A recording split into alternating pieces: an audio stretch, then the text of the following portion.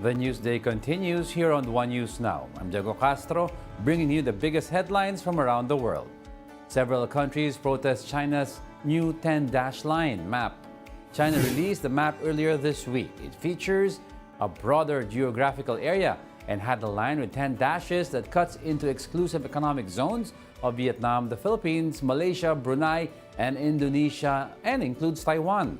The Philippines has since lodged a protest and maintained that the map had no basis under international law. India has also rejected China's claims and filed a protest against the new map.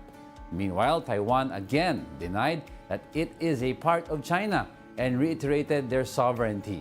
Vietnam noted that China's claims based on the map have no value and violate Vietnamese and international laws.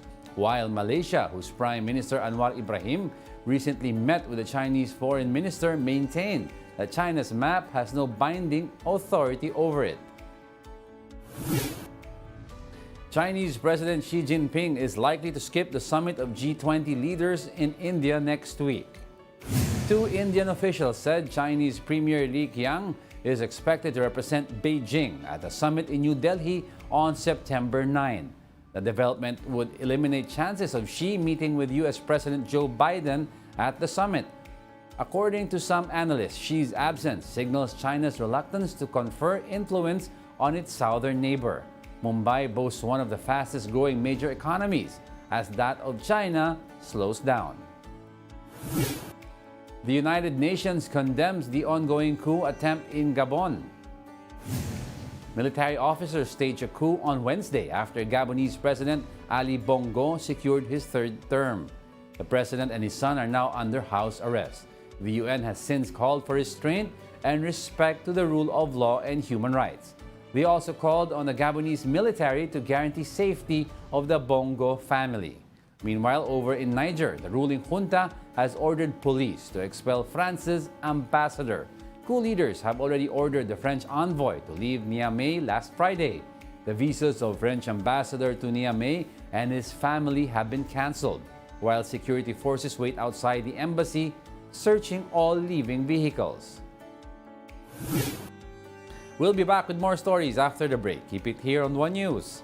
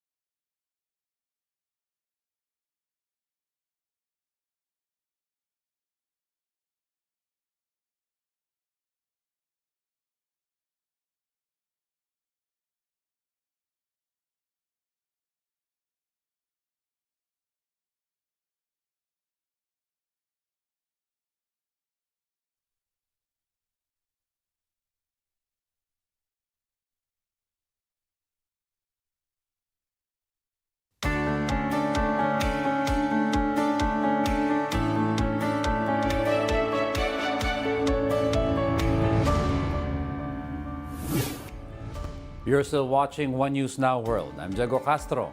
More than 70 people were killed overnight when a fire raged through an apartment block in Johannesburg in South Africa. Bodies laid covered in blankets on a street nearby the building, which had been gutted and blackened by soot. The block is owned by municipal authorities who are still unable to provide a clear picture of who had lived there. Local officials initially suggested that the building had been occupied by squatters. One official said some rooms may have been rented out by criminal gangs in a so-called hijacked building. South African President Cyril Ramaphosa lamented the tragedy and cited the need to address criminal gangs exploiting vulnerable families. But the lesson for us is that we've got to address this problem and root and everything else, root out those criminal elements, because it is these types of buildings that are taken over by criminals who then levy rents on vulnerable people and families who need and want accommodation in the city and inner city. And it speaks to the type of cities that we should have. Florida steps up recovery and damage appraisal efforts in the aftermath of Idalia. Earlier this week, now tropical storm Idalia made landfall over the state as a major hurricane. It ravaged a wide swath of low-lying and largely rural landscape across Florida, forcing emergency teams to rescue dozens of residents who were trapped by flood waters. Authorities confirmed 3 deaths linked to the storm in Florida and another in Georgia. The storm ranked as the most powerful hurricane in more than a century to strike Florida's Big Bend region. Pope Francis has left Rome for a 4-day trip to Mongolia. The chartered plane carrying the Pope left Rome on Thursday evening for a 9-hour flight to Ulaanbaatar. Francis will address government leaders and the diplomatic corps and attend an interreligious meeting. One of the topics he is expected to discuss is protection of the environment. The pontiff earlier announced that he will release a new document to update his landmark 2015 encyclical. Average temperatures in Mongolia have increased by more than 2 degrees Celsius since 1940. And those are the top world headlines of the hour. Join us again at 9:45 a.m. as we continue to monitor the day's biggest stories. I'm Diego Castro. We are One News. All sides, all the time.